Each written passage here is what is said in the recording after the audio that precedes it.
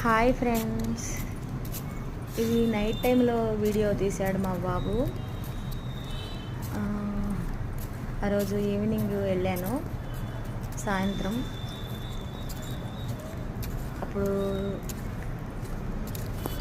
వెళ్తూ అటు అన్నీ చూసుకుంటూ వెళ్ళినప్పుడు వీడియో తీశాడు.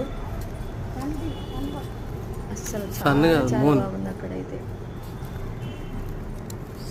Please sisters and brothers, please like, subscribe my channel, please.